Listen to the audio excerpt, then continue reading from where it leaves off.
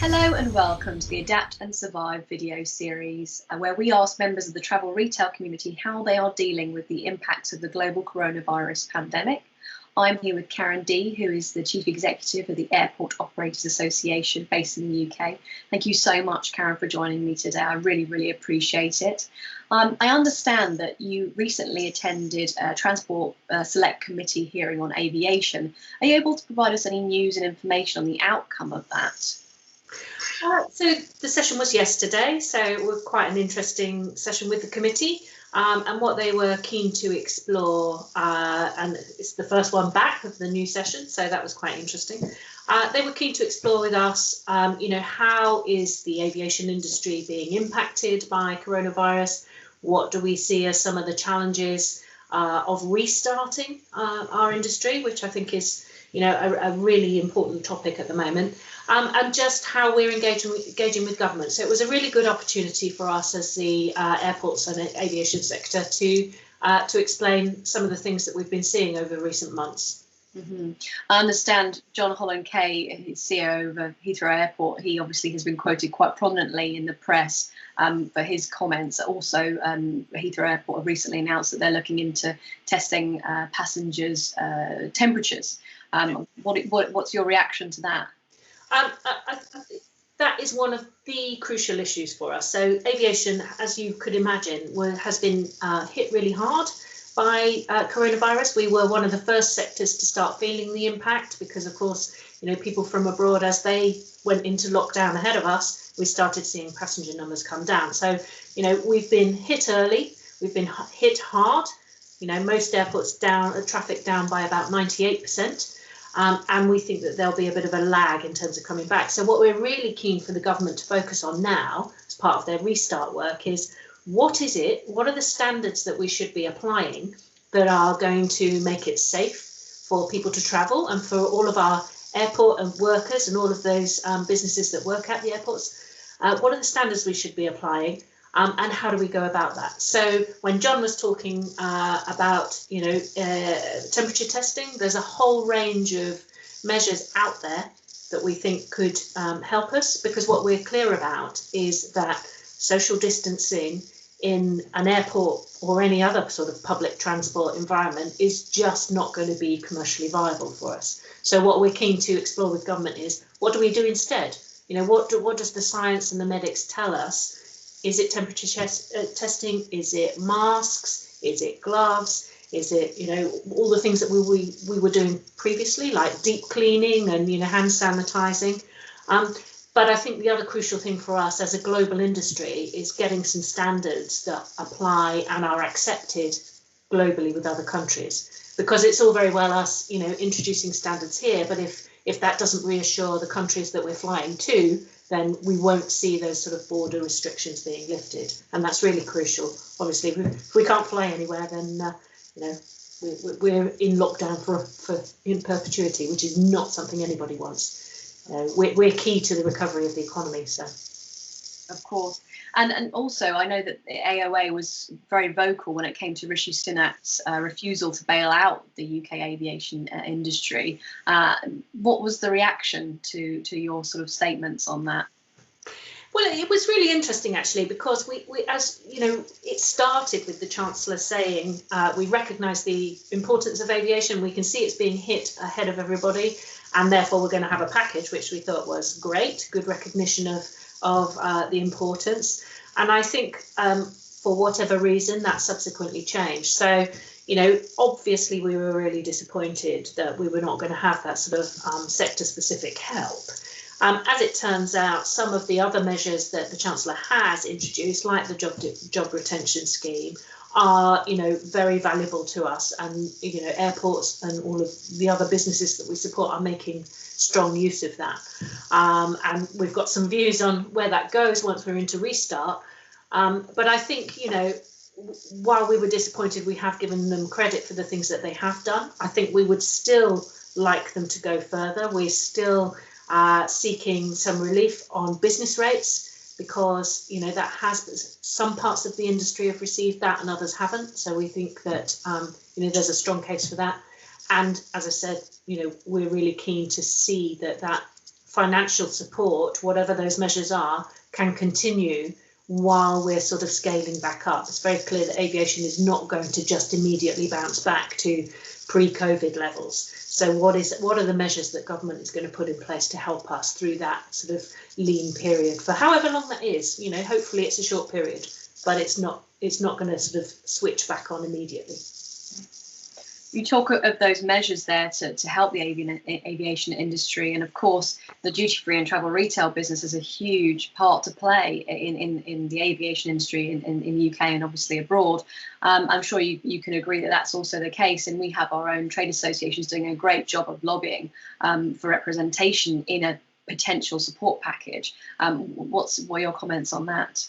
Yeah, and I think we've been very clear, both to the Select Committee, but to anybody else I think you've probably seen me quoted elsewhere, saying the reason why we have a great aviation sector in the UK is because we're very innovative, we're you know, mostly privately owned, and we're very dynamic, and that has led, you know, the airports have innovated and rely on things like duty-free and the non-aeronautical revenues that we get in order to allow the airlines to offer, you know, the kinds of prices that are attractive to travellers. So I think as airports, we recognise the integral role that all of those businesses have.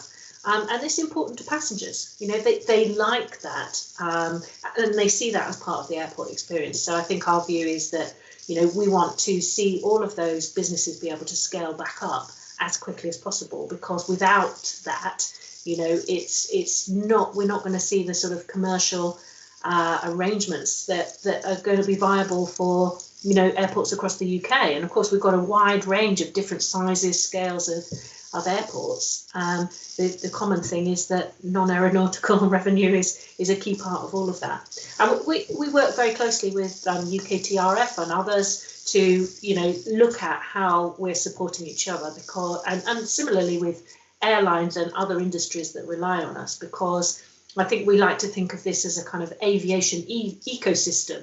It's not just airports, it's not just airlines, and it's not just ground handlers. All of those parts of the industry have to survive and be successful for us to, you know, serve the economy and work as an industry.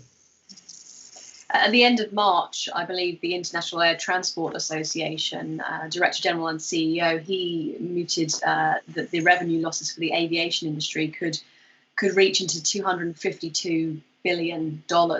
Now, obviously, we've moved on since then. And do you have any idea of how that estimation may have grown, or do you have an idea of what that might look like for just the UK alone?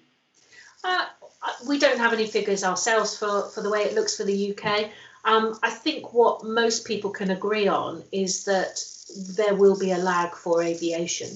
And it really depends on how quickly governments work to, you know, release the restrictions on borders and how quickly the rest of the economy can recover. So we will be looking to government to do exactly those sorts of pieces of work and say, OK, well, what are you going to do for the rest of the economy that will allow, you know, us to begin to pick up and start offering services again to the rest of industry.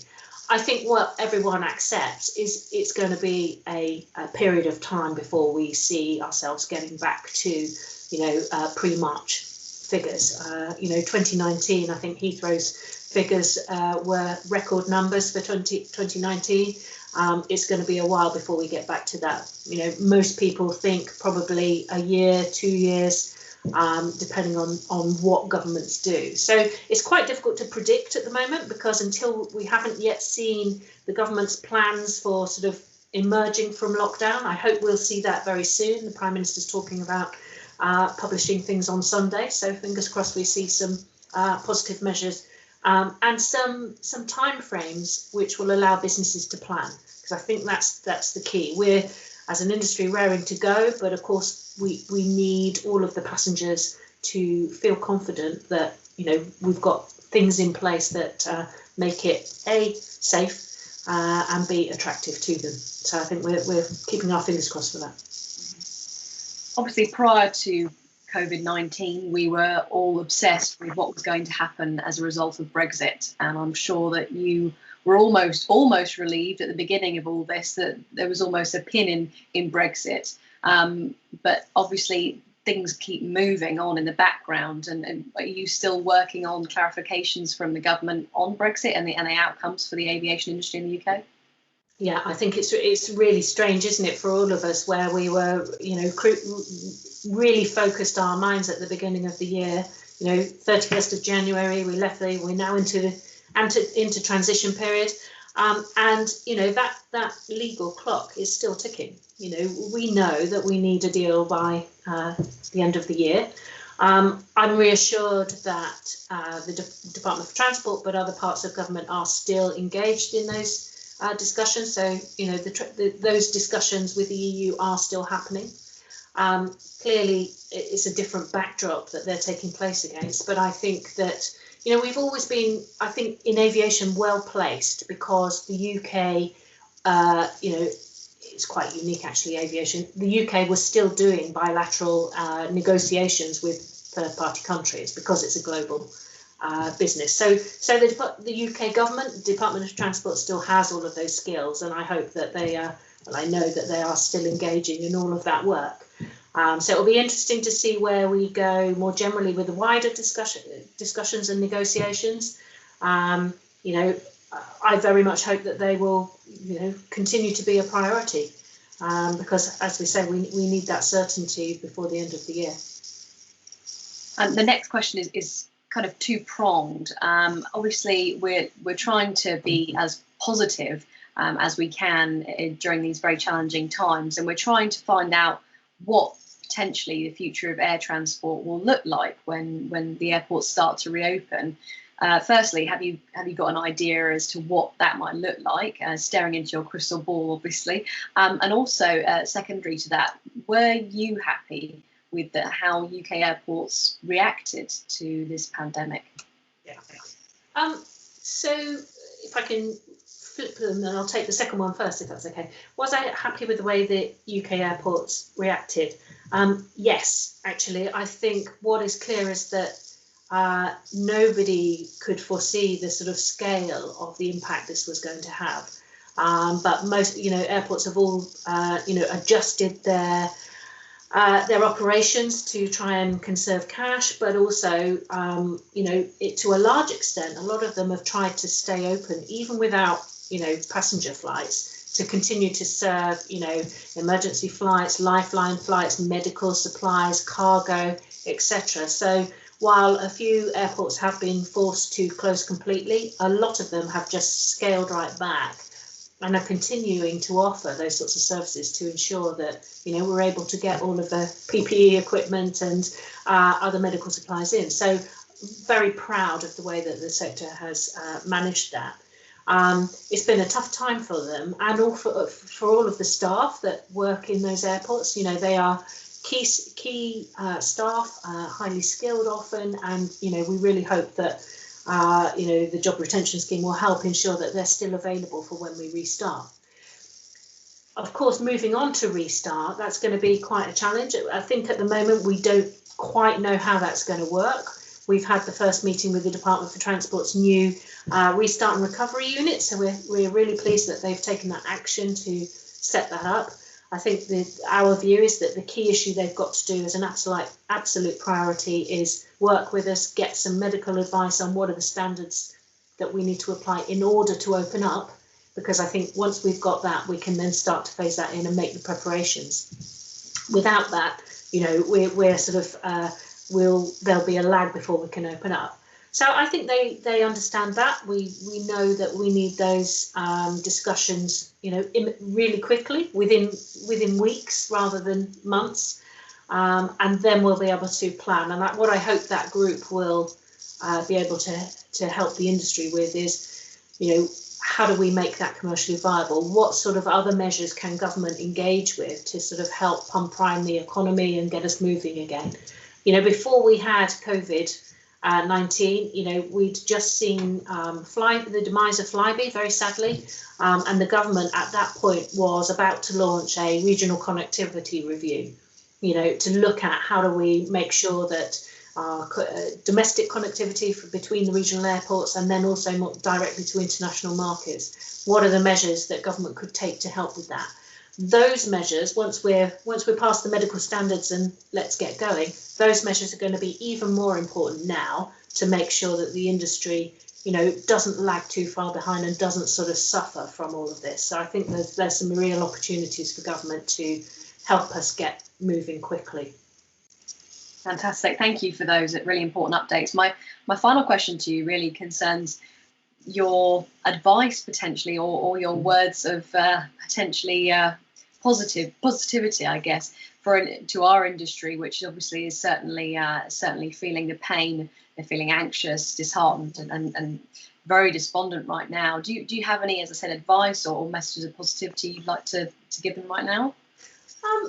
Clearly, I wouldn't, give advice, because I'm not sure I'm the best person to do that. But in terms of positivity, I think the one thing that I always think about when we look at aviation, we have been through, perhaps not this scale, but we've been through these sorts of challenges before, where we've been, hit by unexpected circumstances.